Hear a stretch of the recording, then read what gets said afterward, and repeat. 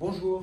Donc, tu m'as demandé de faire une petite version un peu simplifiée, sans doute édulcorée, du cours que j'ai fait la semaine dernière à l'École normale supérieure de Lyon, qui était une introduction à la relativité générale, à la gravitation quantique et au paradigme cosmologique. Donc, je vais essayer de le faire rapidement.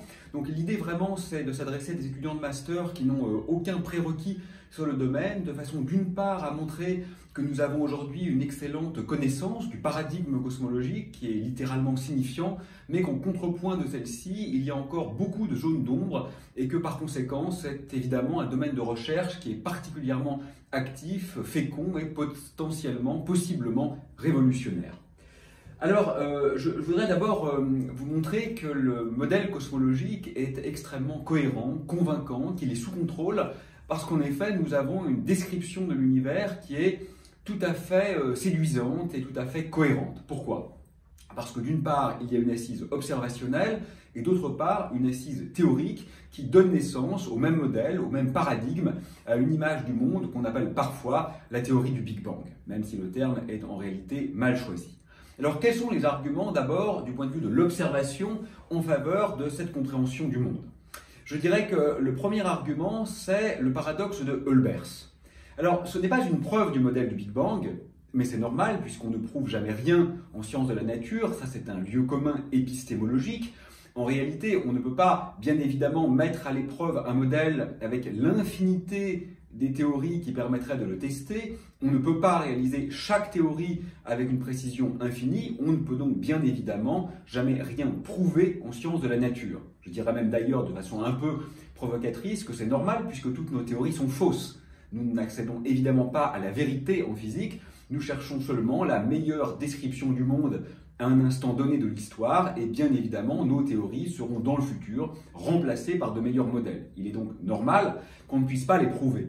Mais ce qu'on peut faire, c'est falsifier ou en tout cas défavoriser des théories concurrentes. Et ça, bien sûr, ce sont déjà des arguments forts, des arguments signifiants en faveur de celle qui n'est pas défavorisée par les données. Et il se trouve que ce que j'appelle ici le paradoxe de Olbers, c'est précisément une façon de discréditer la vision concurrente du Big Bang la plus simple, c'est-à-dire un univers infini, éternel, statique, homogène. Dans un tel univers, où que je regarde, mes yeux devraient finalement percevoir la surface d'une étoile. Et ça signifie que le ciel nocturne devrait être aussi brillant qu'une étoile. Alors ça peut vous paraître paradoxal parce qu'on se dit que les étoiles lointaines brillent moins, mais ça, comme vous le savez, c'est faux, parce qu'en réalité, la brillance de surface ne dépend pas de la distance. Les étoiles lointaines brillent moins simplement parce qu'elles sont plus petites en termes de diamètre apparent. Mais en réalité, la brillance de surface ne dépendant pas de la distance, si le ciel était homogène, statique, infini et entièrement pavé d'étoiles, je devrais effectivement observer un ciel nocturne extrêmement brillant. Vous pouvez aussi voir ce paradoxe en écrivant simplement l'intégrale sur un petit cône d'univers. Donc vous voyez que le nombre d'étoiles dans chaque portion de cône croît comme r carré. Le flux reçu depuis chaque étoile décroît comme 1 sur r carré. Les deux effets se compensent et l'intégrale ne converge pas. Donc, modulo les effets d'absorption, le ciel brillant devrait être extraordinairement brillant. Il ne l'est pas, ce qui vient défavoriser le modèle concurrent du Big Bang. Le deuxième argument que j'ai noté, c'est celui de la récession des galaxies. Autrement dit, ce n'est pas une élucubration métaphysique, bien que la métaphysique soit, comme vous le savez, extrêmement respectable et intéressante. Nous observons l'éloignement des galaxies, on le voit depuis environ un siècle maintenant, et ça, bien sûr, c'est en très bon accord avec l'idée ou l'image, en un sens assez lâche pour le moment, d'un monde en explosion au sein duquel nous nous trouvons. Le troisième argument, c'est celui de la concordance des âges. Il est très intéressant, parce qu'une fois qu'on a compris que les galaxies s'éloignent les unes des autres, et que donc l'univers semble être en explosion, on peut repasser le film à l'envers et se demander le temps qui nous sépare de l'instant initial. Et on trouve environ une dizaine de milliards d'années. Et on peut ensuite mesurer les âges des objets présents dans l'univers, et les comparer avec cet âge supposé de l'univers. Donc déjà, vous voyez que le modèle est très falsifiable, puisqu'il suffirait de trouver un seul objet plus vieux que l'univers pour que l'ensemble du paradigme s'effondre. Mais c'est encore plus fin que ça, parce que ce qu'on aimerait, c'est trouver des âges, bien sûr, répartis entre le présent et cet instant supposé d'émergence de l'univers. Il serait mathématiquement possible, mais physiquement peu crédible, que toute la création ait eu lieu dans le dernier pourcent de l'âge supposé de l'univers. Or, il se trouve que quand on mesure les âges des étoiles, des astéroïdes, des comètes, des planètes, c'est exactement ce qu'on trouve. Une grande diversité d'âges, et les âges les plus anciens, qui sont typiquement de l'ordre, de la taille ou de l'âge plutôt de l'univers, ce qui vient là encore, non pas prouver bien sûr, mais conforter la crédibilité et la cohérence du modèle du Big Bang. Le quatrième argument, c'est celui de l'évolution des galaxies. Il se trouve que quand on regarde des galaxies lointaines, on voit qu'elles sont en moyenne différentes des galaxies proches. Alors ça, bien sûr, c'est pas du tout parce que nous occupons un lieu privilégié de l'univers, c'est bien plutôt parce que regarder loin, c'est regarder tôt, eu égard à la finitude de la vitesse de la lumière, et par conséquent, ce qu'on observe, c'est un effet d'évolution temporelle. Et cette évolution temporelle, il n'est pas une preuve, là encore, mais il est quand même, vous le sentez, un argument pour dire que sans doute, nous ne sommes pas à une distance infinie de l'instant initial, ce qui vient bien sûr corroborer le Big Bang. Le cinquième argument, c'est la nucléosynthèse primordiale. Autrement dit, la création des noyaux dans l'univers jeune. Ça, vous savez que la physique nucléaire est une vieille science qui est bien connue. On peut calculer avec une grande précision les probabilités, ce qu'on appelle les sections efficaces, et on peut comparer la probabilité de création des différents noyaux dans l'univers primordial avec les observations. Et c'est très sensible. C'est-à-dire que si les noyaux observés avaient été faits, y compris pour les plus légers, exclusivement dans des étoiles, nous ne pourrions pas observer les ratios qui sont prédits par ceux du Big Bang. Ce ne sont évidemment pas les mêmes. Et il se trouve que les mesures à quelques anomalies près coïncident très bien avec les prédictions de la synthèse des noyaux légers dans l'univers chaud quelques instants après le Big Bang. Quelques instants, ça se compte typiquement en secondes ou en minutes. L'argument suivant, c'est le rayonnement cosmologique fossile, Cosmological Microwave Background. Ce rayonnement fossile, c'est un peu la première lumière de l'univers. Environ 380 000 ans après le Big Bang, la température de l'univers devint suffisamment faible pour que la lumière ne puisse plus interagir avec la matière. C'est ce qu'on nomme donc le découplage. Par conséquent, quand on observe aujourd'hui cette lumière, nous disposons d'une sorte de photographie instantanée de ce que fut le cosmos, très peu de temps après sa naissance, 380 000 ans par rapport à 14 milliards d'années, c'est extrêmement peu, et par conséquent, c'est une incroyable machine à remonter dans le passé. C'est ce qui est représenté ici. On observe ces petits grumeaux comme ça, qui sont vraisemblablement à l'origine de la formation des galaxies, et on observe aussi depuis très longtemps, ça c'est une mesure du satellite COBE qui a une vingtaine d'années, la distribution spectrale de ce rayonnement. Et vous voyez que la loi de corps noir, qui est représentée en très plein, est parfaitement suivie par les mesures qui se superposent à elle. Alors vous pourriez trouver ça étonnant qu'il y ait si peu de dispersion dans les points de mesure. Et la raison, en fait, c'est que ici, les barres d'erreur ne sont pas à 1 ou 2 sigma comme on le fait d'habitude. Elles sont à 400 sigma, ce que je trouve très émouvant finalement, parce que ça montre l'incroyable précision de cette description de l'univers primordial. Ensuite, j'ai noté les BAO, les oscillations acoustiques de baryon, parce qu'en effet, nous avons toutes les raisons de penser que les infimes inhomogénéités qui sont ici observées sont en réalité à l'origine de la formation des grandes structures, et on devrait donc aujourd'hui voir dans la distribution de fluides de galaxies de petites inhomogénéités. C'est-à-dire qu'à chaque fois qu'on prend une galaxie, on devrait trouver à une distance finie une très légère surdensité de galaxies, comme la propagation temporelle de ces fluctuations ici, qui présentent quand même des écarts par rapport à l'invariance d'échelle, en tous les cas un certain nombre de pics caractéristiques. Et c'est exactement ce qui a lieu. On voit aujourd'hui un tel pic dans la distribution des galaxies, ça c'est assez récent, et c'est, je trouve, particulièrement éloquent. Le dernier point que je mentionne, c'est l'effet de l'antillage gravitationnel faible, qui est très sensible à la croissance des structures, qui commence à donner ses premiers résultats et qui vient là encore corroborer l'ensemble de l'édifice. Donc vous voyez, le modèle du Big Bang, c'est quand même pas une simple projection de nos fantasmes sur ce qu'est l'univers, c'est aujourd'hui quelque chose qui est étayé par un très grand nombre de mesures, et l'expérience ne s'achève pas ici, puisque l'aventure va continuer avec le grand télescope LSST, qui permettra de mener une cartographie du ciel jusqu'à des redshifts relativement élevés. Donc c'est la première fois dans quelques années que nous disposerons d'une sorte de véritable vision tridimensionnelle du cosmos. Jusqu'à maintenant, on ne connaît que de toutes petites zones de l'univers, à des profondeurs élevées. Et c'est aussi ce que permettra de mener à bien le télescope Euclide, qui fonctionne, je dirais, de manière complémentaire à cet instrument LSST, avec à la fois des contributions américaines et européennes. Bien. Alors, ce qui est important, c'est qu'en contrepoint de ces avancées expérimentales, nous avons évidemment un cadre, un corpus, un paradigme théorique pour venir sous-tendre ce modèle du Big Bang. Bon, vous connaissez tous la relativité restreinte. Je veux juste vous rappeler que, bien sûr, on la présente souvent comme étant révolutionnaire parce qu'elle induit ces effets de contraction des distances, de dilatation du temps, etc. Ce qui est effectivement assez révolutionnaire par rapport à l'acception usuelle que nous avons de l'espace et du temps. Mais je crois que pour nous, scientifiques, ce qu'elle a de plus révolutionnaire en réalité, c'est pas ça. C'est ce sur quoi elle se fonde.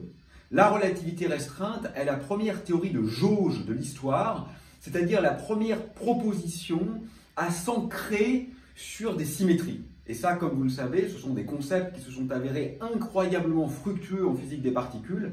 Les symétries de la relativité restreinte sont très simples en réalité. Il s'agit uniquement de l'invariance des lois par déplacement spatial et temporel. Autrement dit, il ne s'agit que de l'existence de lois. Donc vous voyez que la relativité restreinte, c'est quand même un peu plus qu'une théorie, c'est presque une méta-théorie, puisque dans n'importe quel monde où il y aurait des lois, même si ces lois étaient radicalement différentes de celles qui nous sont coutumières, les idées de la relativité restreinte demeureraient justes. Donc ça, c'est quelque chose quand même d'assez profond philosophiquement que je vous invite à méditer. Et ça se voit, je trouve, dans la puissance de la relativité restreinte pour ce qui est de l'élaboration de nouvelles théories. Elle a un rôle constructiviste qui est très fort. Je vous donne juste un exemple. Vous partez de l'électrostatique, l'équation de Poisson, bien connue. Le moins laplacien V égale ρ. J'oublie les epsilon. Cette équation de Poisson, elle n'est évidemment pas relativiste. Donc si vous voulez la rendre relativiste, qu'est-ce que vous faites? Vous remplacez le laplacien par un scalaire de Lorentz, donc un dmu dmu. Et puis vous remplacez le terme source, le potentiel, par la première composante du quadrivecteur J mu, n'est-ce pas? Donc ça vous fait dmu dmu de quelque chose, de votre potentiel, égale J0. Mais le potentiel doit lui aussi être une composante de quadrivecteur pour que les termes de part et d'autre du signe égal soient de même nature. Donc ça vous fait dmu dmu de J0, enfin de A0, disons, égale J0. Mais si c'est vrai pour la première composante des quadrivecteurs, comme la relativité restreinte par la matrice de Lorentz va venir mélanger l'espace et le temps, il faut que ce soit vrai pour toutes les composantes. Donc vous avez votre dmu dmu J nu égale A nu. Et voilà, vous avez l'équation fondamentale de l'électrodynamique. Donc vous avez trouvé l'électrodynamique en deux lignes de calcul à partir de l'équation de Poisson.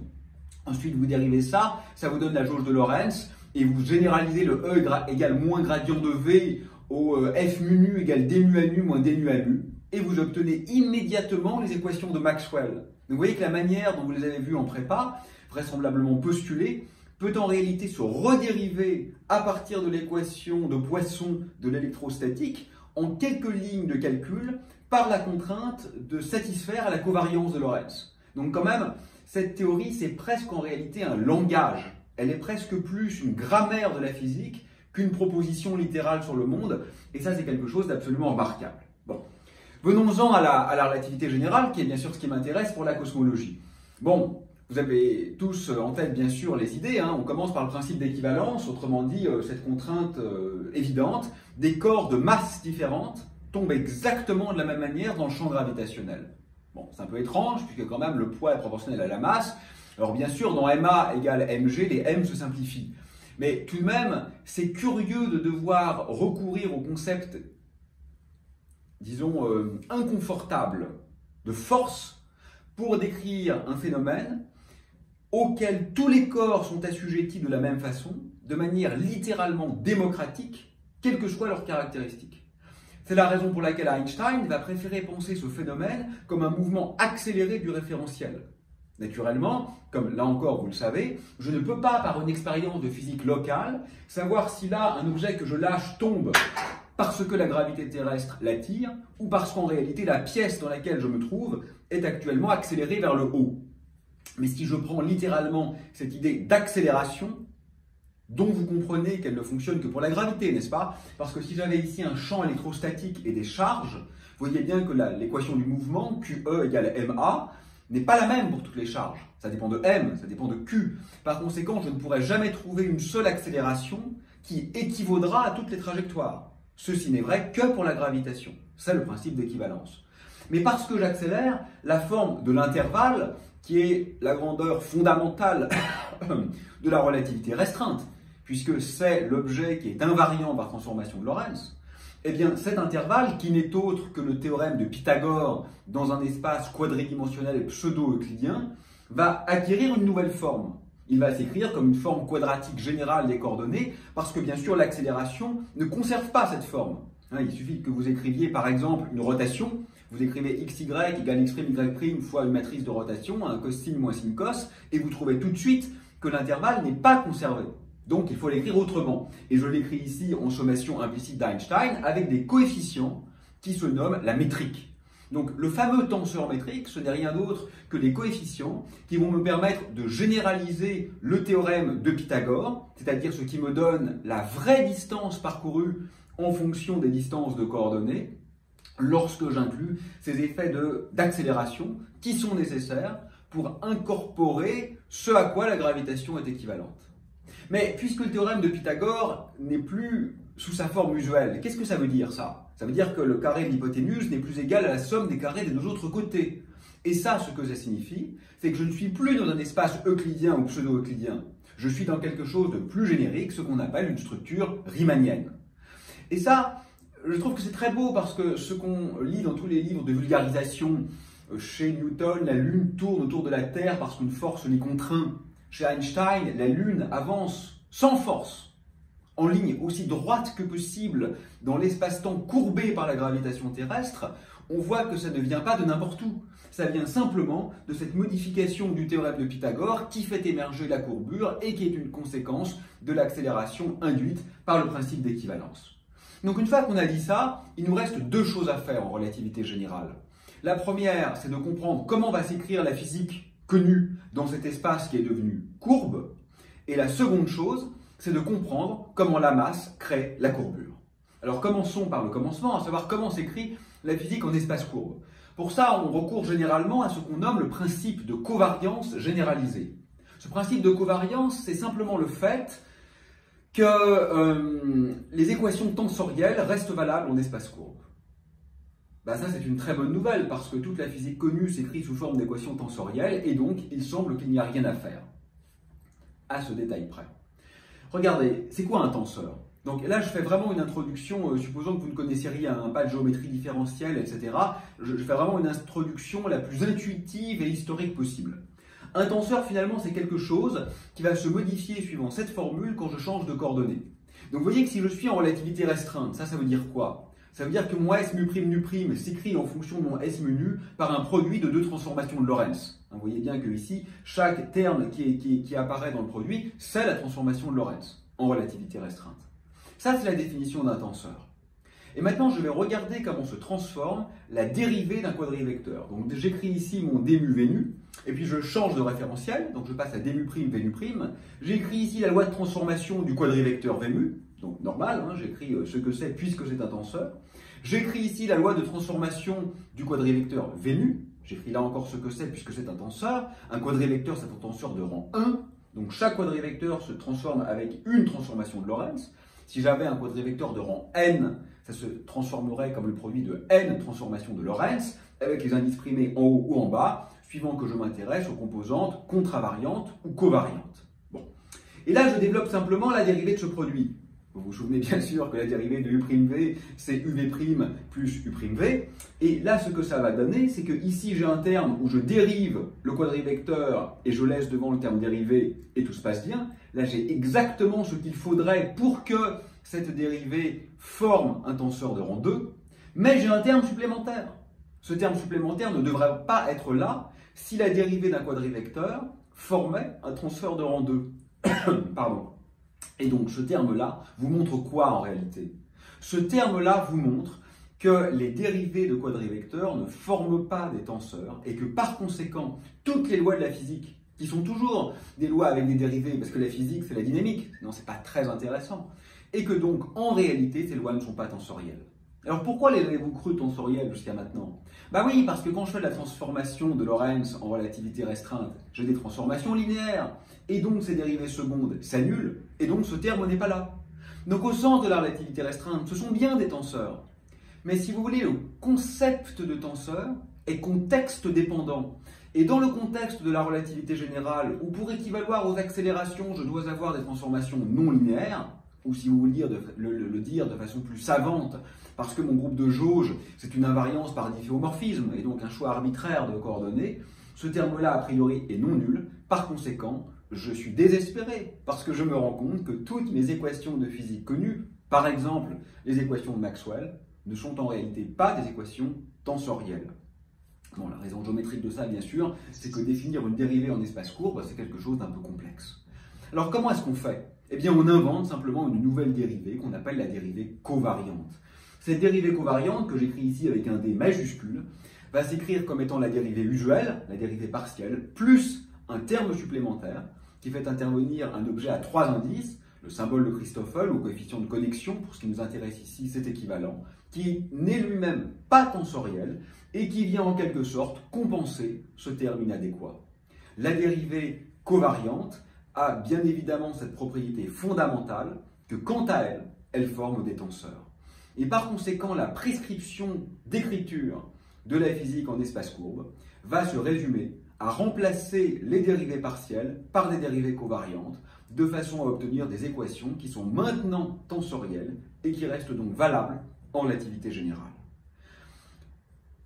Ça reste un peu théorique dit comme ça, parce que j'avais les équations de Maxwell ici écrites bêtement, j'ai maintenant ici les équations de Maxwell écrites avec des dérivées covariantes. Mais si je veux vraiment faire des calculs, si je veux connaître ici la trajectoire d'un photon dans cette pièce eu égard à la présence du champ gravitationnel qui s'y trouve, encore faut-il que je sache calculer ces dérivées covariantes. Et ces dérivées covariantes font intervenir ces coefficients de connexion qui elles-mêmes ou eux-mêmes s'écrivent en fonction des dérivées de la métrique. Donc je dois connaître la métrique, c'est-à-dire la structure géométrique de cette pièce pour résoudre ces équations. C'est le deuxième point, c'est-à-dire comment une distribution de masse donnée, d'énergie donnée, en l'occurrence la Terre, va induire un infléchissement géométrique de l'espace-temps dans lequel je me trouve. Donc pour répondre à cette question, je vais d'abord disposer d'un tenseur de rang 2, le tenseur énergie-impulsion qui décrit le contenu de l'espace-temps. C'est assez facile de comprendre pourquoi c'est un tenseur de rang 2. Vous prenez par exemple un nuage de poussière, puis vous vous mettez en translation par rapport à celui-ci, et vous voyez que vous avez un facteur de Lorentz qui va intervenir par exemple dans la conservation ou dans la transformation de la densité d'énergie parce que vous êtes en mouvement. Puis vous avez un autre facteur de Lorentz qui va intervenir parce que le nuage est comprimé. Par conséquent, vous avez un gamma carré qui intervient. Et par conséquent, vous sentez tout de suite qu'en fait, c'est forcément un tenseur de rang 2. Donc vous avez ce T menu, le tenseur de rang 2 qui décrit le contenu de l'espace-temps. Et puis, il faut inventer un tenseur de rang 2 qui vérifie un certain nombre de propriétés élémentaires à mettre en regard de celui-ci. Et la bonne nouvelle, c'est qu'il n'y a presque qu'une solution et une seule, ce qu'on appelle le tenseur d'Einstein, que j'ai écrit ici G mu. Et ce G mu, il se construit en fonction des contractions du tenseur de Riemann, qui est lui-même un tenseur de rang 4, et qui généralise la courbure gaussienne, autrement dit qui vous dit de combien tourne un vecteur quand je décris une courbe fermée dans un espace courbe. Une fois construit ce tenseur d'Einstein, je vais simplement le mettre en regard du tenseur énergie-impulsion avec un coefficient de proportionnalité qui est déterminé par la contrainte que la limite en champ faible de ces équations de champ conduise à nouveau à la théorie de Newton qui fonctionne très bien dans la limite des champs gravitationnels qui ne sont pas trop intenses. D'où ce coefficient 8 pi g divisé par c puissance 4. Ce coefficient n'est pas anodin parce que g est très petit, c est très grand, donc ce coefficient est minuscule. Ça signifie que c'est très dur de courber l'espace. C'est la raison pour laquelle les ondes gravitationnelles, par exemple, ont été si difficiles à observer. C'est la raison pour laquelle la courbure ne se voit pas forcément facilement. L'espace-temps est un matériau très rigide. Ces équations, d'un point de vue mathématique, vous pouvez les voir comme un ensemble d'équations différentielles qui permettent de trouver la métrique. C'est la question que nous nous étions posée, parce que le tenseur de Riemann, qui apparaît ici via ses contractions, c'est-à-dire le tenseur de Ricci, le scalaire de Ricci, s'écrit lui-même en fonction des dérivées secondes de la métrique. Donc vous voyez bien ici que vous avez en réalité un système d'équations différentielles, attention, il est non linéaire, qui permettent a priori de calculer la métrique. Mais au-delà de cette vision mathématique, vous pouvez aussi conceptuellement voir que ce que ces équations signifient, c'est qu'il n'y a plus de structure figée. puisqu'en réalité l'espace-temps devient lui-même un champ dynamique. L'espace-temps est lui-même régi par ces équations d'évolution. Autrement dit, nous sommes des vaguelettes sur un raz-de-marée. Dans une vision pré-einsteinienne, il y avait d'une part le contenu, vous, moi, les photons, etc., et d'autre part le contenant, c'est-à-dire l'espace et le temps, le cadre absolu, immuable, éternel. Et ce que comprend finalement Einstein, c'est que le contenant, l'espace-temps, est lui-même un champ en évolution. Donc ça, bien sûr, c'est une révolution et une unification radicale dans l'histoire de la pensée, puisqu'il nous conduit à penser, en un certain sens, que l'espace et le temps n'existent pas, que nous vivons sur ou dans le champ gravitationnel, qui est lui-même une entité dynamique, régie par des équations d'évolution, au même titre que tous les autres champs physiques. Bon, ce qui nous intéresse maintenant, c'est la conclusion à laquelle on parvient quand on applique cette théorie au système univers. Donc d'abord, on peut simplement tenir compte des symétries. Je vous le disais tout à l'heure, l'univers est homogène et isotrope avec une très bonne approximation aux grandes échelles, ce qui va permettre d'écrire la métrique sous une forme très simplifiée. À ce stade, je n'ai pas utilisé les équations d'Einstein, ce sont simplement les symétries du système qui vont permettre d'écrire l'élément, si vous voulez, de distance, de véritable distance, sous cette forme extrêmement simplifiée. Et il ne reste plus qu'une seule fonction inconnue, la fonction A de t. C'est ce qu'on appelle le facteur d'échelle. Ce facteur d'échelle, la taille de l'univers, entre guillemets, si celui-ci est fermé, va ensuite pouvoir s'écrire grâce aux équations d'Einstein. Donc là, j'ai simplement utilisé les symétries, et maintenant, j'utilise les équations d'Einstein pour déterminer ce que vaut ce facteur d'échelle, comment il évolue. Donc les équations d'Einstein dans le cadre cosmologique, c'est ce qu'on nomme les équations de Friedmann, donc oubliez pour l'instant le second terme, et ce que je trouve, c'est que A point sur A au carré égale 8 pi G sur 3. A point sur A, c'est ce qu'on appelle la constante de Hubble, c'est-à-dire le taux d'expansion de l'univers, c'est la vitesse d'expansion ramenée à la distance caractéristique, et ce taux d'expansion au carré est directement proportionnel à ρ, qui est la densité d'énergie de l'univers. Donc vous voyez que c'est extraordinairement simple. Je me donne un contenu pour l'univers, je dis par exemple l'univers est fait avec de la matière, et je peux calculer alors que le facteur d'échelle croît comme une puissance du temps. Je dis qu'il est rempli par de la lumière, et je trouve que le facteur d'échelle croît comme une autre puissance du temps, la racine carrée du temps en l'occurrence. Je dis qu'il est rempli par de la constante cosmologique, et je trouve que le facteur d'échelle croît comme la racine carrée du temps. Je peux, grâce à ces équations, déterminer quelle est l'évolution temporelle du facteur d'échelle de l'univers qui apparaît dans la première équation. Autrement dit, les symétries me donnent la forme de la métrique, les équations d'Einstein me donnent l'évolution de cette métrique, et ce que je vois effectivement, c'est que l'univers est très naturellement en expansion, et que cette expansion est simplement le mouvement propre de l'espace qui résulte d'un contenu donné pour le fluide cosmologique. Bien, bien, bien. Évidemment, si je veux aller un peu plus loin dans le passé et que je veux remonter dans le temps, la physique des particules est un grand secours, parce que l'univers était alors une sorte de plasma de particules élémentaires, et la physique des particules, c'est peut-être l'autre grande avancée du XXe siècle, qui elle aussi se fonde sur ce principe de jauge que nous évoquions tout à l'heure. Alors, l'idée de jauge, elle est très intéressante. Là, j'ai par exemple écrit la densité lagrangienne qui me donne l'équation de Dirac. L'équation de Dirac, comme vous savez, bien sûr, c'est simplement la généralisation relativiste au sens de la relativité restreinte de l'équation de Schrödinger pour les fermions. Et vous voyez tout de suite, bien sûr, que si je remplace la fonction d'onde par la fonction d'onde multipliée par un terme de phase constant, ce qu'on va appeler une symétrie U1, j'ai bien évidemment les mêmes observables. Donc je ne change pas la physique, donc j'ai une symétrie du système.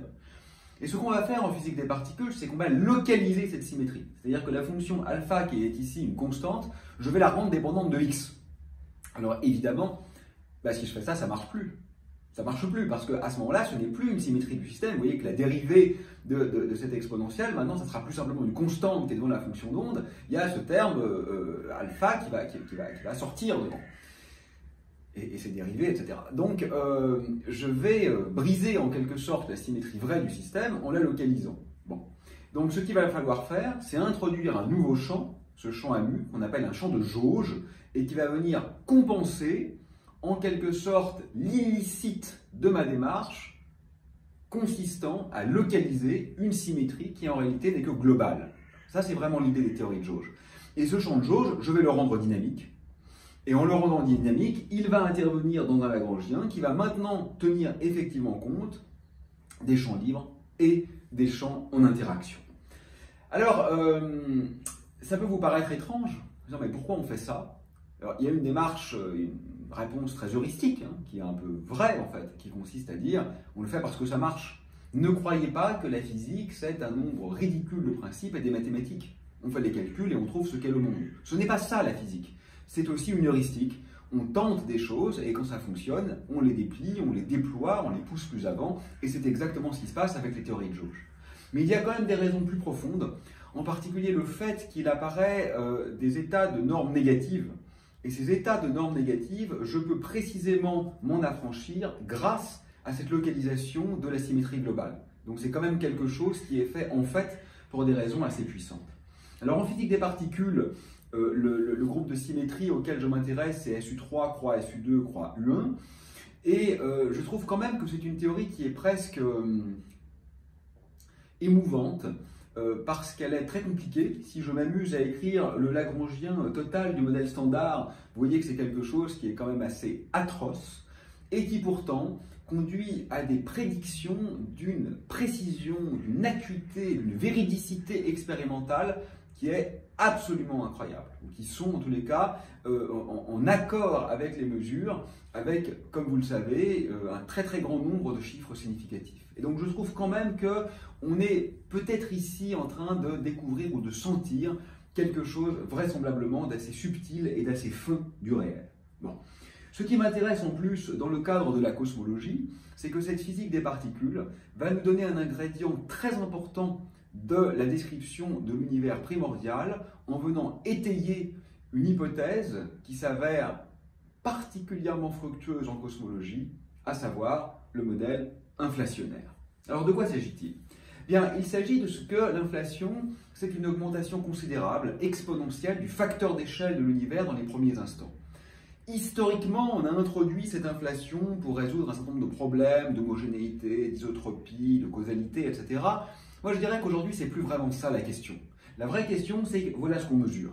Ce qui est représenté ici, c'est la fonction de corrélation à 2 points quand on regarde le rayonnement cosmologique fossile observé par les satellites COBE, WMAP et ici l'expérience Planck, la plus récente, la plus précise.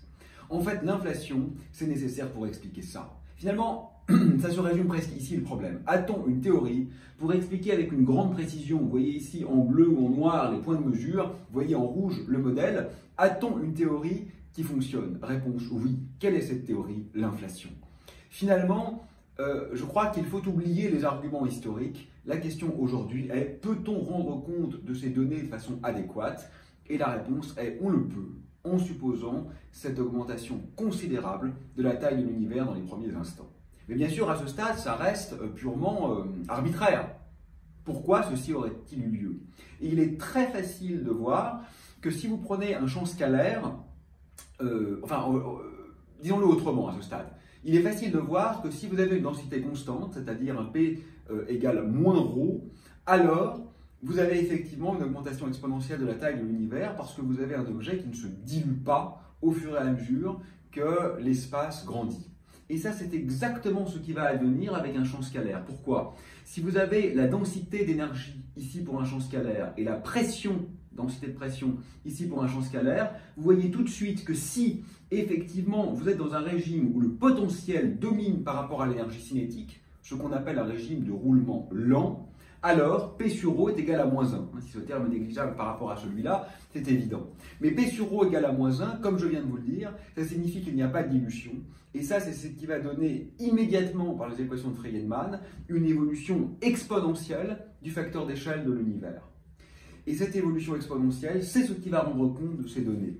Et là, vous voyez que la physique des particules est d'un grand secours parce que ces champs scalaires, ce ne sont pas des inventions arbitraires. Le champ de Higgs, par exemple, qui est à l'origine de la brisure de symétrie électrofaible et qui a été découvert auprès de l'accélérateur LHC du CERN, c'est un champ scalaire.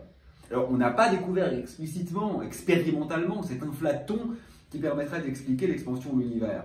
Avec le Higgs et des couplages minimaux, ça ne marche pas. Mais il se trouve quand même que la physique des particules a identifié des objets qui permettent de rendre compte de ce comportement. En plus, l'inflation est un attracteur, donc c'est très facile d'inflater, si vous voulez, qui eux-mêmes permettent de rendre compte de ce spectre de fluctuation qui est observé dans le fond de rayonnement cosmologique. Et ce qui est extraordinairement beau, ce que vous voyez sur la figure qui est en bas, c'est qu'aujourd'hui, avec les mesures de rayonnement cosmologique, nous n'en sommes même plus à corroborer l'inflation. Nous en sommes effectivement à mettre des contraintes sur la forme de ce potentiel V de phi qui est là. On a déjà exclu un grand nombre de modèles. Et ça, c'est quand même magnifique parce que l'inflation, elle a eu lieu 1/1000 de seconde après le Big Bang. Et avec l'observation de ce rayonnement fossile qui s'est découplé plusieurs centaines de milliers d'années après le Big Bang, on parvient à mettre des contraintes sur ce qui est advenu une fraction de seconde après l'instant primitif. Ça, c'est quelque chose qui n'était pas soupçonné il y a une vingtaine d'années et qui aujourd'hui s'avère être d'une précision redoutable. Et on va sans doute aller encore plus loin en mesurant maintenant non seulement ce rayonnement cosmique, mais aussi sa polarisation, en particulier son mode B de polarisation, qui est lié aux ondes gravitationnelles primordiales et qui permettra d'aller beaucoup plus loin encore dans la mise à l'épreuve de ces théories inflationnaires. Bien. Donc vous le voyez quand même, je pourrais dire qu'en cosmologie tout va bien. On a un lot d'observations qui pointent vers le Big Bang et on a un paradigme théorique, relativité générale et physique des particules qui pointe vers le Big Bang. C'est ce qu'on appelle un modèle de concordance. Alors je voudrais maintenant vous dire quelques mots des trous noirs. Je veux un petit film ici, est-ce qu'il fonctionne? Alors attendez, bah non, il ne fonctionne pas. Bah, c'est pas très grave, on n'a pas besoin d'un film pour voir de la belle science. Ah bah si, il est là. Là, ce que je vous montre, c'est le mouvement des étoiles autour du centre de la galaxie. C'est un vrai film, hein, c'est pas une simulation, elle est accélérée bien sûr. Et vous voyez ici qu'on a un corps au centre qui est très petit, qui est très noir puisqu'on ne le voit pas, et qui est très massif parce qu'on peut inférer les trajectoires des étoiles, une masse centrale qui est de l'ordre de 4 millions de masses solaires. Donc un corps très petit, très sombre, très massif, c'est exactement la définition d'un trou noir. Donc on a ici une très belle indication indirecte de l'existence de ce trou noir. D'un point de vue épistémologique, indirect, et d'ailleurs ça ne veut pas dire grand-chose parce que rien n'est direct en physique. Quand je vous vois, je ne vous vois pas vraiment. Je vois une réflexion subtile de la lumière sur votre peau qui interagit ensuite avec les mécanismes qui sont à l'œuvre dans mon système de perception oculaire, etc. Donc finalement, cette indication n'est pas plus indirecte qu'une autre et elle est une premier argument en faveur de l'existence des trous noirs. Le second argument en faveur de l'existence des trous noirs, c'est l'observation de ces magnifiques jets qui témoignent de processus incroyablement énergétiques et violents dans l'univers. Et ça, on ne sait pas le faire autrement qu'avec des trous noirs, parce que, vous savez que dans une réaction nucléaire, comme celle qui a lieu dans le Soleil, on ne récupère en fait que quelques pourcents de l'énergie de masse. Alors que lorsqu'un corps tombe en chute libre sur un trou noir, si vous faites le calcul classique, qui est faux, mais qui n'est pas très faux, vous trouvez que l'énergie à l'horizon du trou noir, l'énergie cinétique, est de l'ordre de la moitié de l'énergie de masse. Ça, c'est absolument considérable. Donc la gravité au quotidien, c'est une force qui est faible, puisque mon petit muscle est en quelque sorte plus fort que la gravité terrestre. Je peux soulever cet objet. Mais lorsqu'on a affaire à un trou noir, les énergies en jeu, quand on arrive sur l'horizon de ce trou noir, sont en fait absolument considérables et par conséquent sont à l'origine des phénomènes les plus énergétiques de l'univers. Vous pourriez trouver que l'argument, on ne peut pas l'expliquer autrement, est faible, mais j'y insiste une dernière fois, épistémologiquement, il est très bon. C'est comme ça qu'on indique l'existence de trous noirs. C'est pas en les voyant, c'est en les voir. Vous savez, on les a vus récemment d'ailleurs avec ce Einstein, ce Event Horizon Telescope. Et alors, cette preuve-là est peut-être aussi bonne, voire meilleure, ou cette quasi-preuve, que l'observation directe. Voir n'est pas prouvé. La vue peut être souvent trompeuse. Donc ne pensez pas, on n'est jamais une preuve directe de l'existence des choses. On a une bonne indication de l'existence des choses quand un modèle cohérent permet de rendre compte des observations et qu'il n'y a pas de modèle concurrent qui fonctionne bien. Un peu comme le boson de Higgs, si vous voulez. On n'a pas vu le boson de Higgs, mais le boson de Higgs, tel qu'il se manifeste par l'émission de 2 gamma, est bien expliqué par le modèle standard de la physique des particules et il n'y a pas d'explication concurrente, donc on peut considérer qu'on l'a détecté. Bien. Donc, deuxième indication pour l'existence des trous noirs. Troisième indication pour l'existence des trous noirs, la magnifique mesure des ondes gravitationnelles. Alors ça, c'est les vraies mesures. Ça, bien sûr, c'est une simulation, hein, ce n'est pas une véritable image. Donc ces ondes gravitationnelles proviennent de la coalescence d'un système binaire de trous noirs. C'est absolument magnifique parce que vous savez que les déplacements induits sur les miroirs de l'expérience LIGO et de l'expérience Virgo sont incroyablement petits. Les ondes gravitationnelles induisent des déplacements qui sont minuscules, je crois de l'ordre de la taille d'un noyau d'atome, donc c'est quelque chose d'absolument faramineux à mesurer, c'est une incroyable prouesse expérimentale, et il se trouve que ça a nécessité une quarantaine d'années d'efforts, ça a récemment été rendu possible. Alors je ne pense pas que ce soit très intéressant en termes de corroboration de l'existence des ondes gravitationnelles, ce qu'on connaissait déjà depuis 40 ans avec le système de pulsars binaires, en particulier Hulse et Taylor, mais c'est fascinant en termes d'astronomie gravitationnelle qui s'ouvre à nous, et en termes de ce que c'est ici une nouvelle indication de l'existence des trous noirs, parce qu'on observe même les modes quasi normaux, c'est-à-dire les modes de décroissance de ce trou noir juste formé par la coalescence des deux trous noirs par an, qui relaxe vers un état d'équilibre, et ça évidemment, ça ne serait bien évidemment pas la même chose si on avait par exemple la coalescence de deux corps massifs, parce que finalement les trous noirs, enfin de corps matériels disons, les trous noirs sont massifs, mais ils sont immatériels, ce sont en quelque sorte des boules d'espace-temps. Donc troisième indication observationnelle. Là encore, nous disposons d'un corpus théorique qui vient supporter ces indications expérimentales. J'ai écrit ici la métrique que l'on peut calculer très aisément en résolvant les équations d'Einstein pour un trou noir, ou plus généralement d'ailleurs pour n'importe quel corps massif statique à symétrie sphérique. Donc vous voyez que quand m tend vers 0, quand la masse est petite, je retrouve Minkowski. Quand r tend vers l'infini, c'est-à-dire quand je me mets très loin du corps massif, je retrouve Minkowski, tout va bien. Mais quand je suis à une distance finie d'un corps de masse finie, alors je vois apparaître ces termes de courbure qui sont ici. Alors, je peux faire un certain nombre de choses intéressantes. Par exemple, je peux calculer la vitesse d'un corps que je lâche à l'infini en chute libre sur un trou noir. Donc, initialement, son énergie est égale à sa masse. Ensuite, j'écris l'énergie en géométrie de Schwarzschild, qui vaut m facteur de 1-2m sur r, facteur de dt sur dt, où t est le temps de Schwarzschild et τ est le temps propre. Et à partir de là, en deux lignes de calcul, vraiment, je peux écrire quelle est sa vitesse quand il arrive à l'horizon du trou noir. Là, je suis en unité naturelle, hein, c'est égal 1. Donc vous voyez que si je me place, c'est ce qui est représenté ici d'ailleurs, hein, en coordonnées locales, ce que j'appelle les coordonnées coquilles, c'est la courbe jaune, eh bien la vitesse du corps augmente, et quand j'arrive à l'horizon du trou noir, à sa surface, j'ai une vitesse qui est égale à 1, c'est-à-dire à la vitesse de la lumière. Le corps pénètre dans le trou noir à la vitesse de la lumière. Mais si maintenant je calcule la même chose en coordonnées de Schwarzschild, c'est-à-dire pour les coordonnées de l'observateur lointain, je vais trouver que le corps arrive à la surface du trou noir avec une vitesse nulle, autrement dit qu'il se fige à la vitesse du trou noir. Et ça, évidemment, ce n'est pas paradoxal, c'est parce que simplement, les trous noirs poussent à son paroxysme l'étrangeté de la relativité, mais ces deux visions sont cohérentes dans leur acception propre.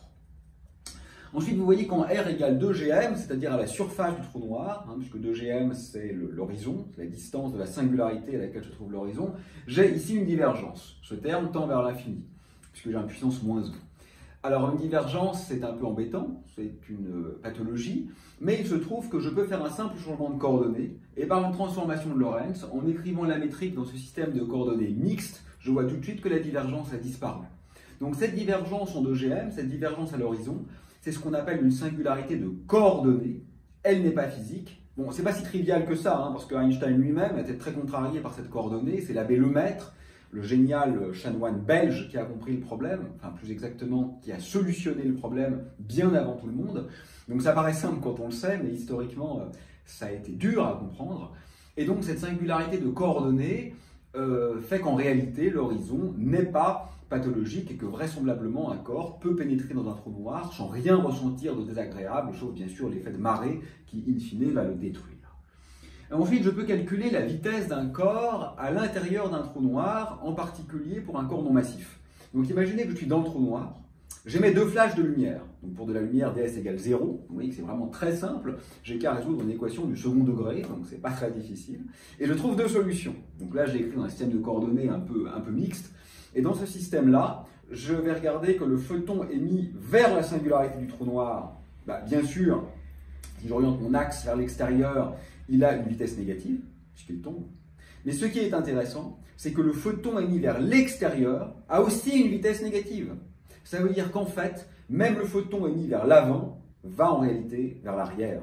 Même un photon émis vers l'extérieur va vers l'intérieur. Et ça, naïvement, je pourrais dire que c'est parce que le tapis roulant d'espace va tellement vite qu'il surcompense le mouvement de la lumière vers l'extérieur.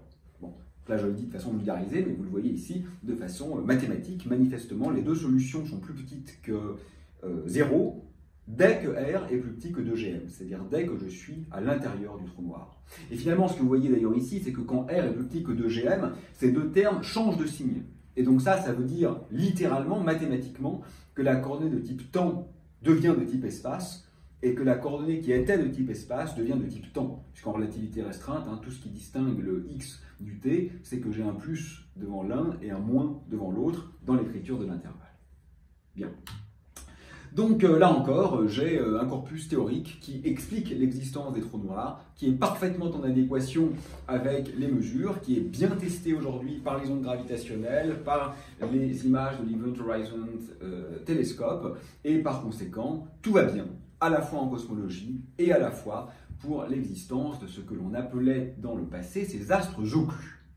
Bien. J'en ai fini avec le rôle d'avocat de la défense, je prends le rôle du méchant. Et je vais tenter maintenant de vous convaincre qu'en réalité, tout va mal. Alors pourquoi tout va mal? D'abord, dans le domaine de la cosmologie, il y a ce problème terrible de la matière noire. Beaucoup de manières différentes de mesurer les choses montrent aujourd'hui que les étoiles, c'est-à-dire essentiellement tout ce qui est massif et visible dans l'univers, ont une contribution négligeable à sa masse énergie. Il y a de la matière noire, donc qui n'est pas faite d'étoiles, qui est à peu près 10 fois plus abondante que les étoiles, et qui est faite de baryons, c'est-à-dire de protons et de neutrons. On a aujourd'hui de bonnes raisons de croire que c'est essentiellement du gaz chaud interamas.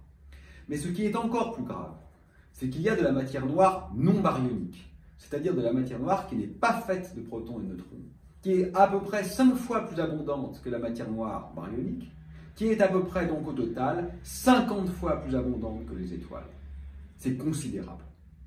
C'est l'essentiel de la masse de l'univers. C'est pas à l'autre bout du cosmos, ça reste vrai dans notre propre galaxie, ça reste vrai dans la Voie lactée. Donc nous sommes cernés par la matière noire, pourrait-on dire, et cette matière noire est de nature inconnue. Nous avions essentiellement une bonne idée, c'était la particule supersymétrique la plus légère, la supersymétrie étant une très belle théorie qui venait étendre le modèle standard de la physique des particules. C'est une des rares généralisations possibles du modèle standard qui reste compatible avec les symétries de la relativité restreinte. La supersymétrie permettait de faire un pont entre les fermions et les bosons, c'est-à-dire entre le monde des particules et le monde des forces.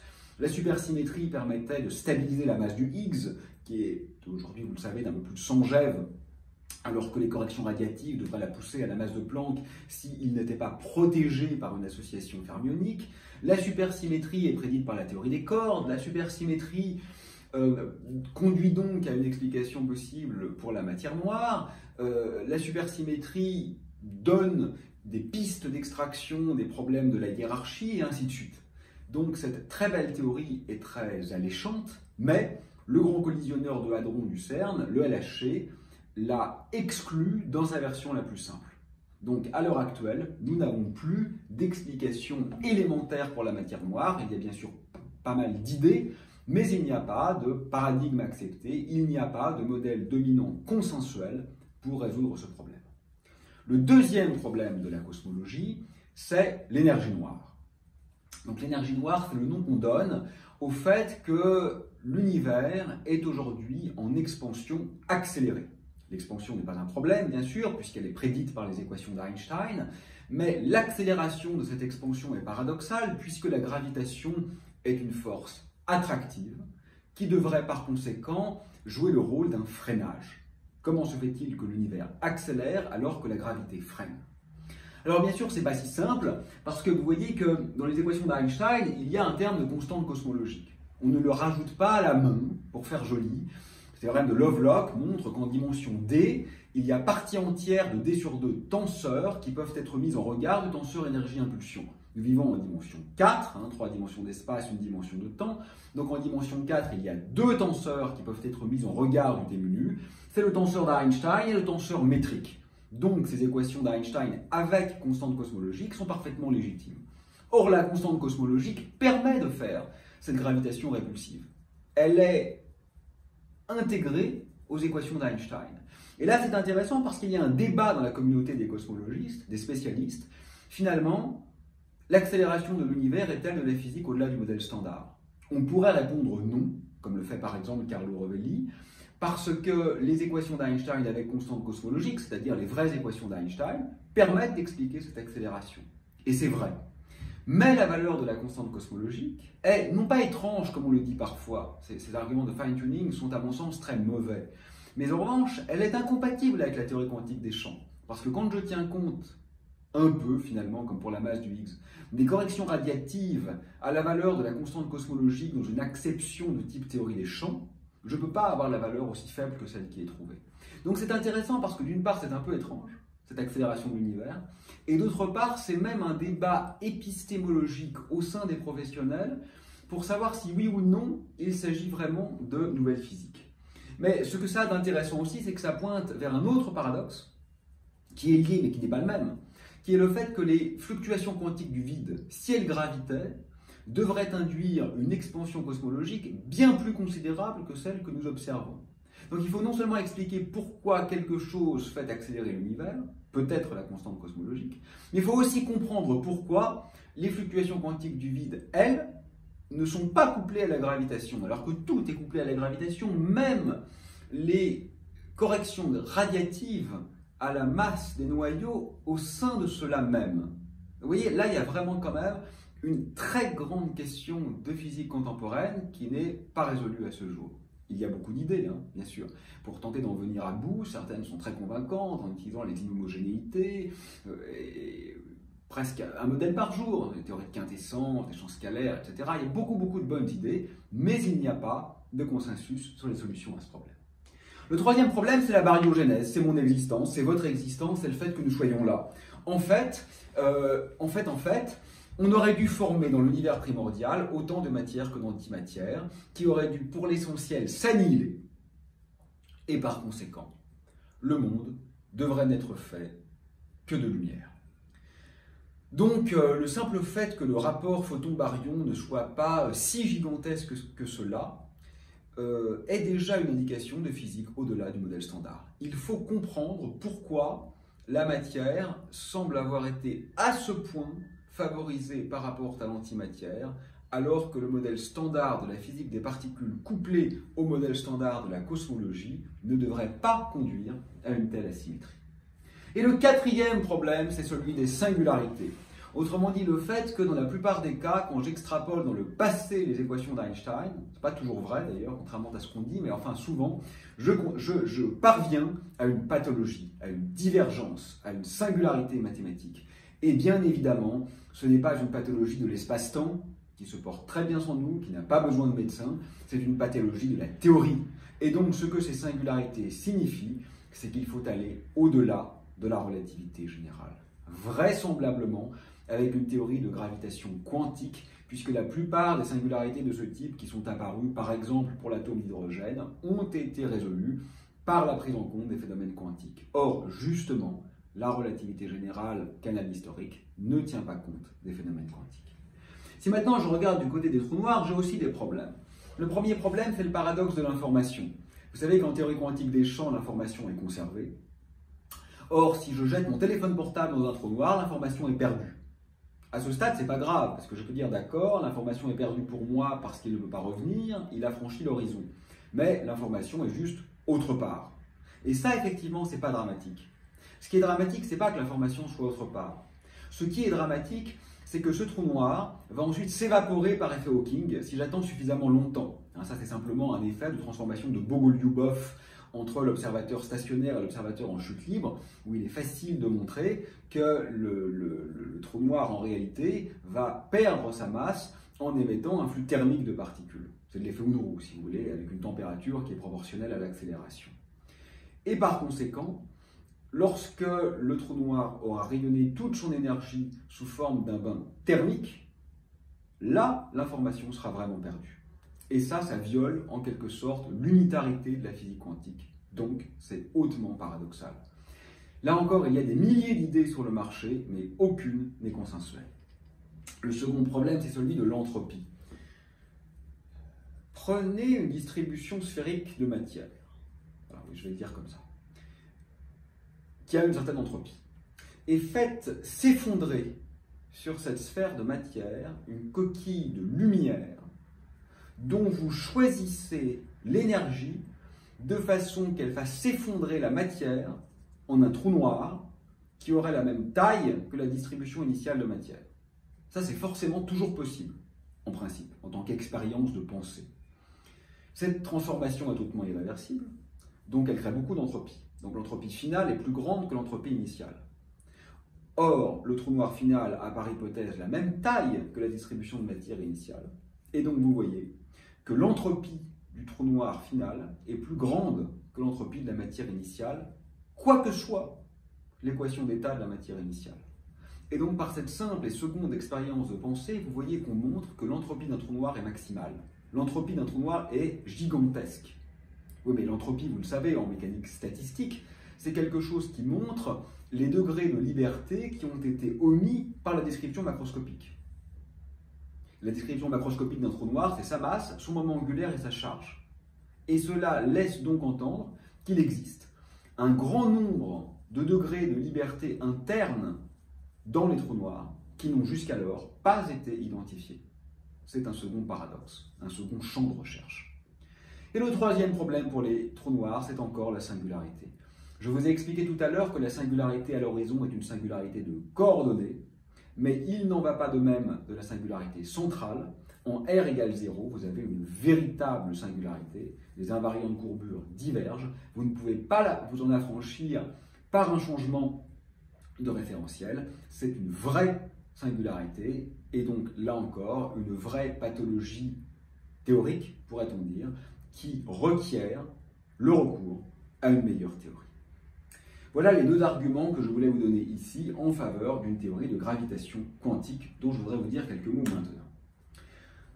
Alors, aller au-delà de la relativité générale, c'est pas évident, parce que le théorème de Lovelock montre l'unicité des équations d'Einstein, donc on peut le faire de plusieurs manières, par exemple avec des dimensions supplémentaires, avec une violation du principe d'équivalence, avec une violation de l'invariance par difféomorphisme, avec des champs supplémentaires. Il y a plusieurs voies d'extraction, mais ce n'est pas ce qui m'intéresse ici.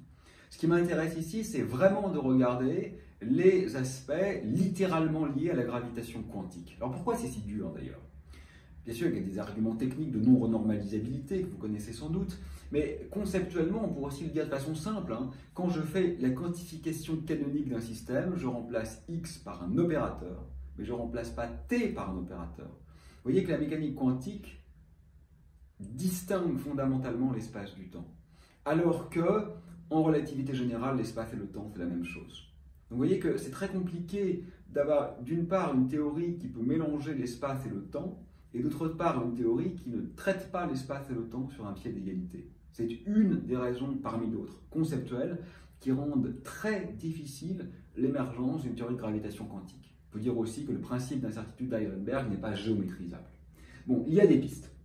Alors l'approche perturbative, elle marche bien, ça on peut le faire. Mais le problème de l'approche perturbative, c'est que la non-renormalisabilité fait que j'ai, si vous voulez, une infinité de constantes qu'il faudrait expérimentalement déterminer.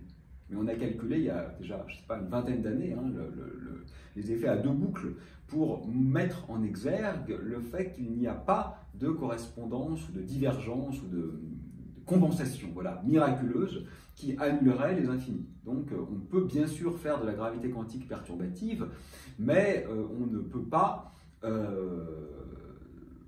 quantifier de cette manière la gravitation comme on peut le faire par exemple en électrodynamique.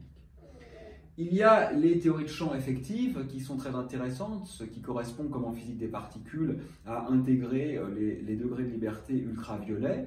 On peut de cette manière, par exemple, calculer des corrections au potentiel newtonien qui sont relativement universelles. Donc ça, c'est très intéressant, mais ce n'est toujours pas une théorie full gravité quantique, puisque le background, le fond, reste bien sûr donné dans cette approche.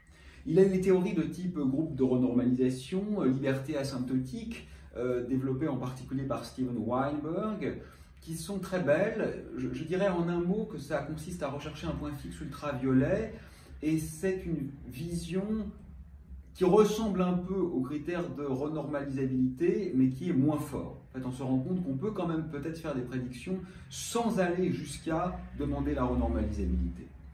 Il y a les approches de type intégrale de chemin, donc ça typiquement c'est une intégrale de chemin. Vous voyez, quand j'ai écrit ça, ça y est, je fais de la gravité quantique. Sauf que qu'est-ce que ça veut dire que d'intégrer ici sur les métriques? Qu'est-ce que ça veut vraiment dire que ce dg mu? Vous voyez, il faut que j'intègre sur toutes les géométries possibles, comme des poids comme ça, sur mes exponentielles de i fois l'action classique. Oui, je peux l'écrire, et je ne sais pas le calculer ça. Donc c'est pas quelque chose qui est très efficace. Alors il y a plein de développements là encore, on fait des rotations de Wick, c'est-à-dire on passe en temps imaginaire, on a des instantons, on peut faire des choses, mais c'est extrêmement difficile d'arriver à un corpus qui est prédictif.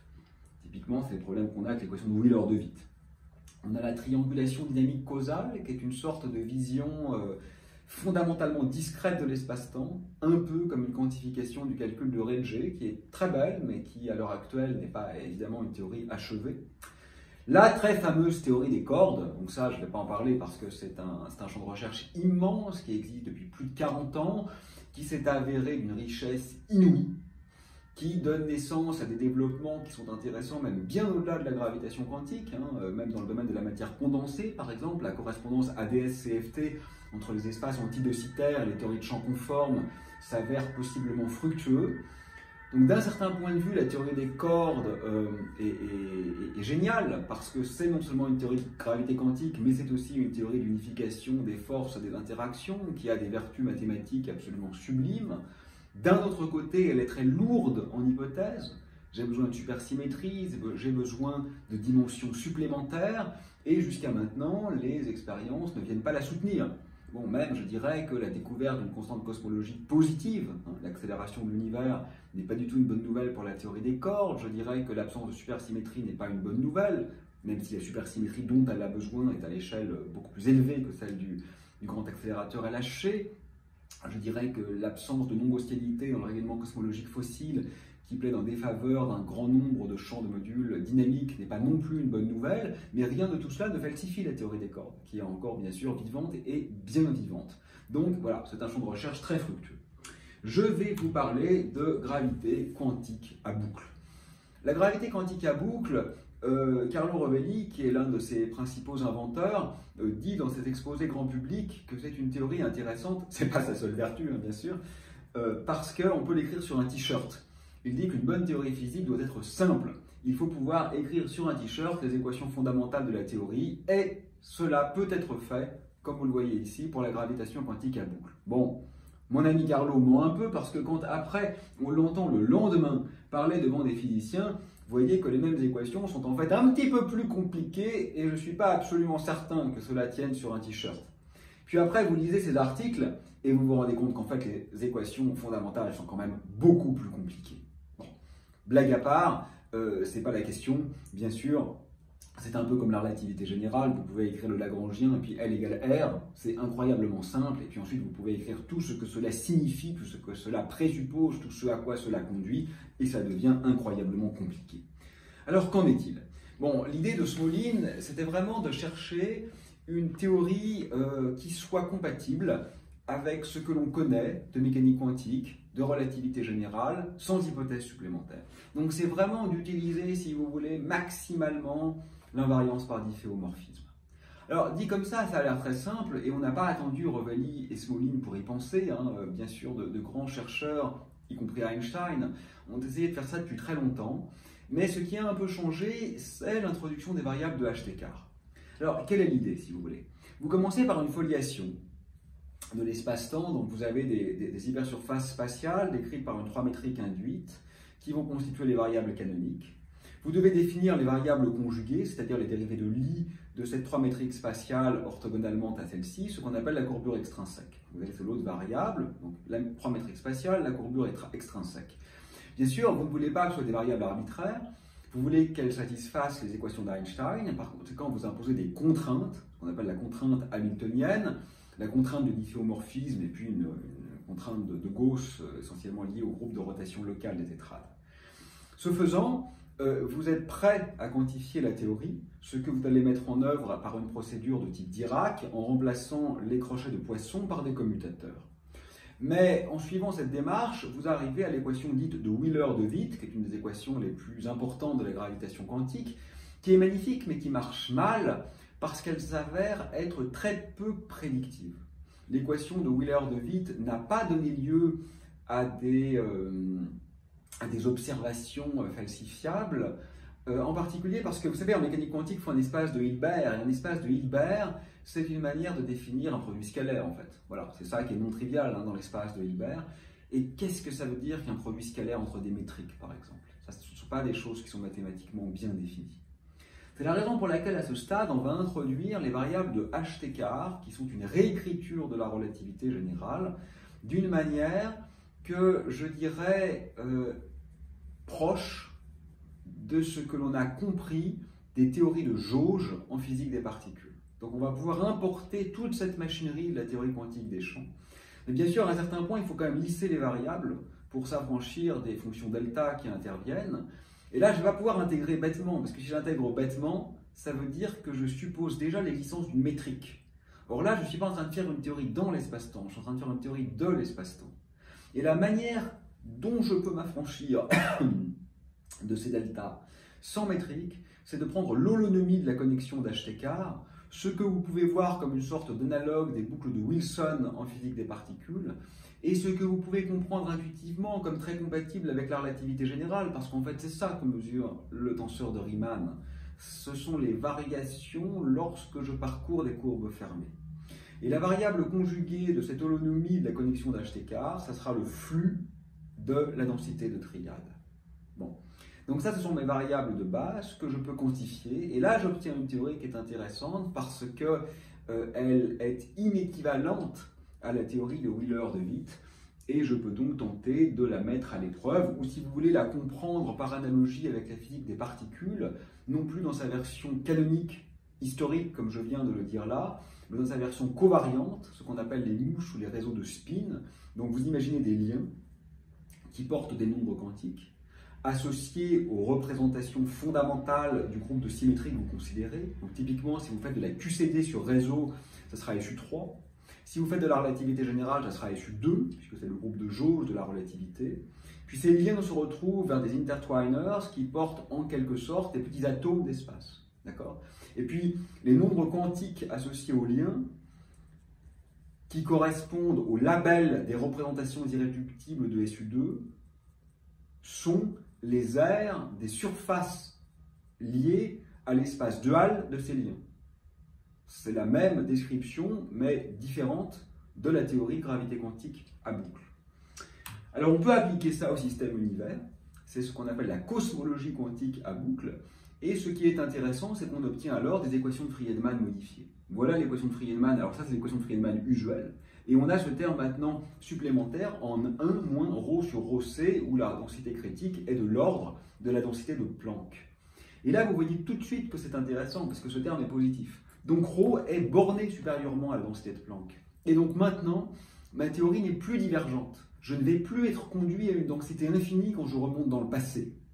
C'est ce qui va donner lieu à ce grand rebond en lieu et place du Big Bang qui vient en quelque sorte guérir la pathologie de la singularité qui apparaissait dans les équations d'Einstein pour, je dirais, un grand nombre de situations physiques. Donc là, vous avez, si vous voulez, la taille de l'univers, là vous avez le temps, en fait c'est le champ scalaire et le volume, et ce qui est représenté en vert ici, c'est la solution Friedmann expansion de l'univers, la solution Friedmann contraction de l'univers, et ce qui est ici en rouge et noir, ce sont les résultats des simulations pour la cosmologie quantique à boucle. Et donc ce que vous voyez, c'est que pour des temps importants, on est en accord avec la relativité générale, Et quand on remonte dans le passé, on ne suit pas la relativité générale, ou d'ailleurs souvent la solution de Wheeler-de Witt, jusqu'à la singularité. Mais au contraire, on rejoint la branche Friedman en expansion. Donc vous avez maintenant expansion, rebond, contraction. Et ça, en réalité, c'est un effet tunnel entre deux solutions classiques qui sont donc classiquement déconnectées, mais qui peuvent être quantiquement reliées par cet effet tunnel qui est ici bien sûr représenté du point de vue semi-classique. Bon, je ne sais pas si c'est vrai, mais au moins c'est cohérent. Et ce qui est intéressant, c'est que c'est corroboré par beaucoup de visions en LQC. C'est-à-dire qu'on le voit dans les modèles qui sont exactement solvables, avec k égale 1, k égale 0, k égale moins 1, dans différentes courbures. Puis après, numériquement, on l'a vérifié dans beaucoup de situations, avec des constantes cosmologiques positives, constantes cosmologiques négatives, avec des champs scalaires présentant différents potentiels, avec des états quantiques qui sont non gaussiens. Donc on a quand même, je dirais, un grand nombre d'indications de ce que cette résolution de la singularité est un résultat générique fort de la théorie de gravitation quantique à boucle, qui vient donc non pas résoudre tous les problèmes, c'est-à-dire rien de la matière noire, mais qui vient résoudre les deux problèmes fondamentaux, à mon sens, que j'avais évoqués tout à l'heure, à la fois, c'est-à-dire les singularités. Alors, ce que je vous montre là, c'est un peu ce qui se passe dans l'évolution d'un univers en rebond. Donc là, vous avez la racine de la densité potentielle d'énergie, la racine de la densité cinétique d'énergie.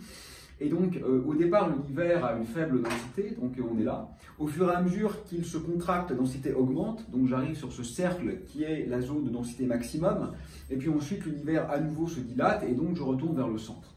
Et donc on pourrait croire qu'en prenant des conditions initiales aléatoires dans le passé, eh bien j'ai ce type de diagramme, et ce n'est pas le cas. Ce qui est extrêmement intéressant, c'est qu'en fait on a plutôt ce type de diagramme-là. Et donc ce que vous voyez, c'est qu'en prenant des conditions aléatoires dans le passé, eh bien en fait, j'arrive presque toujours au même endroit, parce que ces deux points en fait ont le même sens physique, j'arrive presque toujours au même endroit au moment du rebond. Ça veut dire que la proportion d'énergie cinétique et d'énergie potentielle contenue dans le champ scalaire, que je suppose ici être le constituant dominant de l'univers, là je prends un champ scalaire massif, donc un potentiel quadratique, est déterminée par la dynamique du rebond. Et ça, ce que ça signifie, c'est qu'en fait, la durée de l'inflation est aussi déterminée. Vous savez, cette augmentation donc, considérable des tailles que j'évoquais tout à l'heure, on l'a décrit par un nombre d-folds, c'est-à-dire le logarithme du rapport du facteur d'échelle après l'inflation sur avant l'inflation. Donc typiquement 100 e-fold, ça veut dire que la taille de l'univers a augmenté d'un facteur exponentiel 100. D'accord ? D'un point de vue expérimental, on sait qu'on a au moins 60 e-fold. D'un point de vue théorique, si je me place en relativité générale, ce nombre d-fold, il peut valoir n'importe quoi entre 1 et 10 puissance 13. Ce n'est borné supérieurement, si vous voulez, que par l'énergie.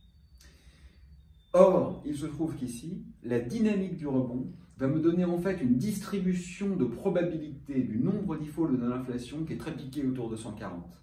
Alors que ça pourrait être n'importe quoi entre 1 et 10 puissance 12.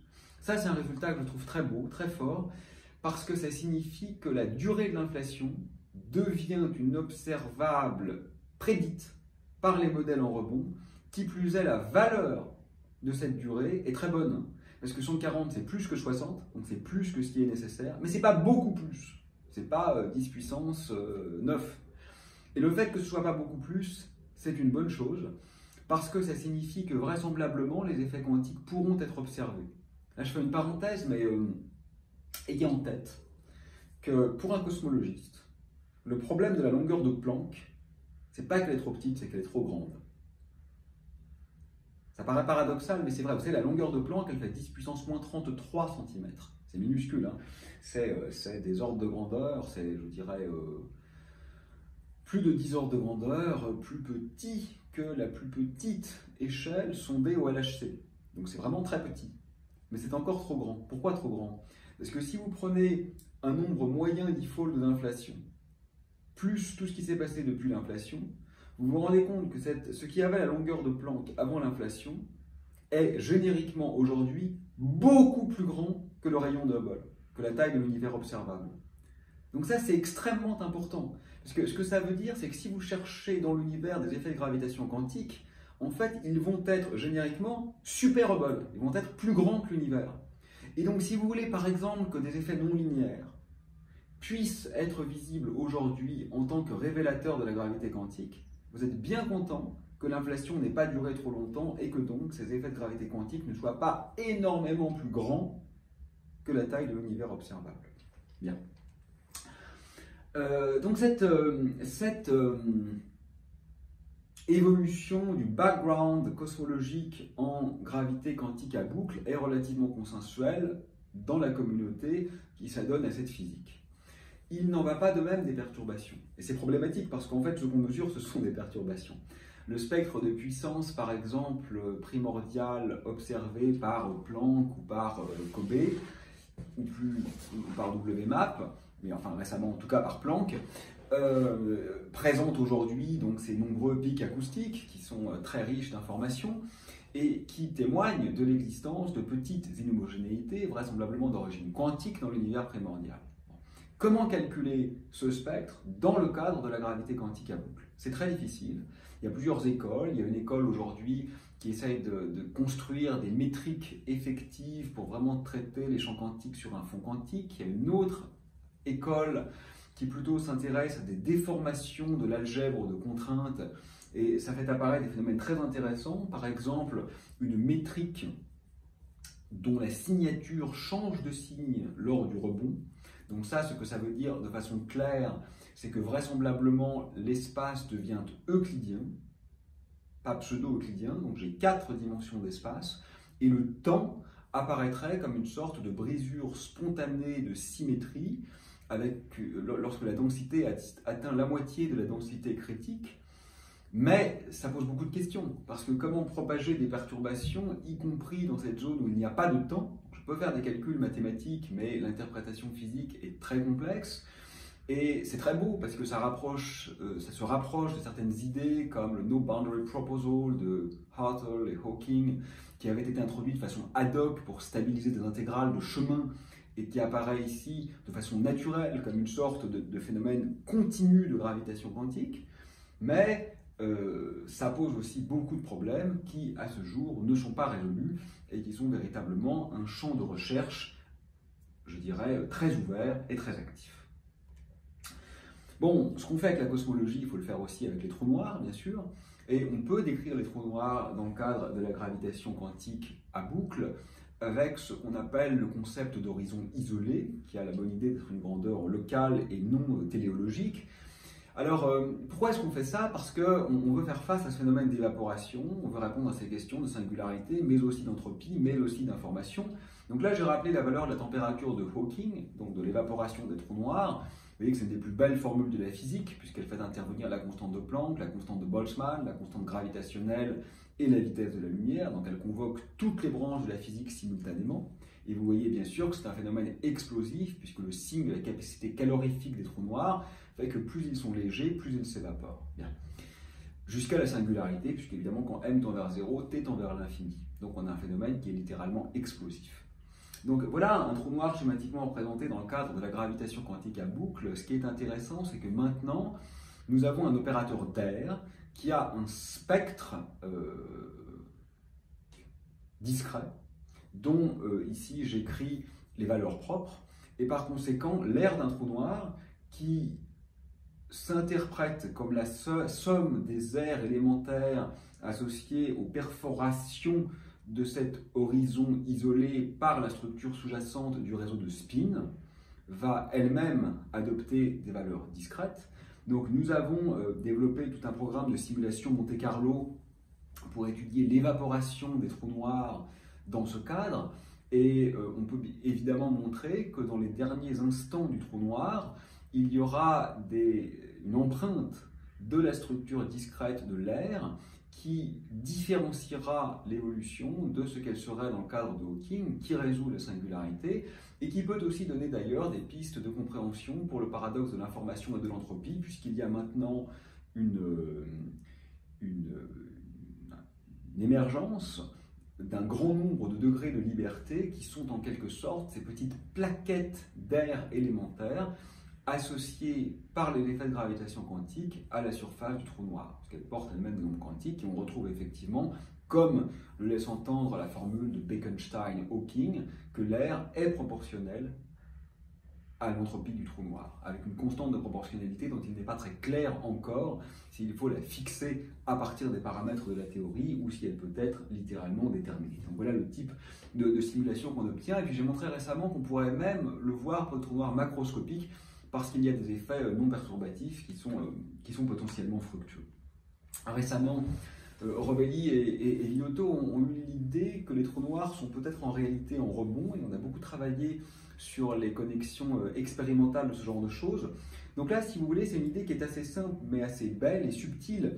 C'est que peut-être il se passe pour les trous noirs la même chose que pour l'univers. Donc l'univers rebondit en gravitation quantique à boucle, et peut-être que les trous noirs rebondissent aussi, c'est-à-dire qu'en fait, on crée un lien entre la solution de type trou noir et la solution de type trou blanc. Je ne sais pas si vous êtes familier des diagrammes de Penrose, mais ce qu'on voit ici, c'est qu'on a une coquille de lumière qui s'effondre et qui ressort en réalité parce qu'on va violer les équations d'Einstein dans une zone finie de l'espace-temps. Alors, intuitivement, en fait, ce qui a lieu, c'est une sorte d'accumulation temporelle des effets quantiques qui vont induire ce processus non perturbatif de transition tunnel entre une solution trou noir et une solution trou blanc. Bon, on peut ensuite, bien sûr, faire des calculs dans le cadre de la gravitation quantique à boucle, mais ce qui m'intéresse ici, c'est qu'on peut aussi le lier à l'expérience. On peut expliquer, par exemple, les fast radio bursts, on peut expliquer aussi les rayons gamma émanant en excès du centre de la galaxie. Alors, soyons un peu honnêtes. Vous savez, c'est pas très dur, quand on a un modèle de physique théorique sous la main, d'expliquer des anomalies expérimentales. C'est un peu le jeu de base de la physique théorique, et on sait bien que tout théoricien qui se respecte peut presque expliquer n'importe quel signal en jouant sur ses paramètres libres. Donc ça marche. C'est pas évident, hein, quand même. Ça aurait pu ne pas marcher. Ça marche, c'est bien. Mais on n'y croit pas trop. Voilà. Et il y a des explications astrophysiques qui sont sans doute beaucoup plus fiables que les trous noirs en rebond. Mais ce qui est intéressant, c'est qu'on peut tester ces trous noirs en rebond. Parce que là, j'ai calculé le fait que la dépendance en redshift, c'est-à-dire en distance dans l'univers, pour n'importe quel signal, qu'il soit astrophysique ou qu'il soit lié à de la physique des particules, n'est pas la même que la dépendance en redshift liée à ces trous noirs en rebond. Pour des raisons simples, hein, d'ailleurs. Quand vous regardez dans une galaxie lointaine, les trous noirs ont rebondi plus tôt, donc ils avaient une masse plus petite, donc ils sont associés à une taille plus petite, donc à une longueur d'onde plus petite, donc à une énergie plus grande, et ces deux effets se compensent, puisque le redshift donne des énergies plus petites, et l'accumulation, si vous voulez, de ces deux effets fait que la dépendance en redshift est en réalité extraordinairement faible. Bon, ça, ce que ça veut dire, c'est qu'on est quand même dans un cadre falsifiable, et que l'idée de ces trous noirs en rebond dû à des effets de gravitation quantique donne naissance à des prédictions expérimentales qui ne sont pas les mêmes que celles, je ne sais pas moi, des collisions de naines blanches ou de pulsars ou d'annihilation de particules supersymétriques ou que sais-je. Donc il y a beaucoup de modèles, mais là où on voit que c'est de la science intéressante, c'est que tous ces modèles ne donnent pas les mêmes prédictions. Bon, bah, j'en ai fini apparemment. Ce que je voulais dire, c'est que on a besoin d'une révolution. C'est dur les révolutions parce que souvent ça rate. En écologie aussi, on a besoin d'une révolution. Probablement en social aussi d'ailleurs. Et c'est très compliqué de faire une révolution. De faire une révolution d'une part qui n'est pas avortée et d'autre part qui ne mène pas à la terreur. Aujourd'hui, on a beaucoup de révolutions à faire. Voilà. Dans le domaine de la survie sur Terre, c'est tout à fait évident. Dans le domaine de la gravitation quantique aussi. Mais les mots ne sont pas performatifs, il ne suffit pas d'appeler la révolution. Encore faut-il savoir la faire. Vous savez, en science, il ne suffit pas de dire ce modèle est mauvais, encore faut-il trouver un meilleur modèle. C'est extrêmement difficile aujourd'hui de trouver une théorie de gravitation quantique qui soit parfaitement cohérente. Donc j'ai esquissé ici quelques pistes pour l'une de ces idées, et je pense que pour vous qui allez bientôt commencer une thèse, commencer un Master 2 de physique théorique, vous avez pléthore de choix. La théorie des cordes est extrêmement vivace, la gravitation quantique à boucle est une alternative extrêmement motivante. Il y a d'autres pistes, je n'ai même pas parlé par exemple de géométrie non commutative qui est aussi particulièrement belle. Donc je crois qu'aujourd'hui nous avons besoin d'idées disruptives, comme ce mot est devenu célèbre dans le champ écologique. C'est vrai pour notre vie d'humain qui est en train de tuer cette planète, et c'est vrai aussi pour notre vie de chercheur. Il faut à la fois beaucoup de patience pour calculer les effets subtils dans ces modèles sérieux, et il faut oser de temps en temps penser hors de l'ordre. Bon courage à vous pour cela.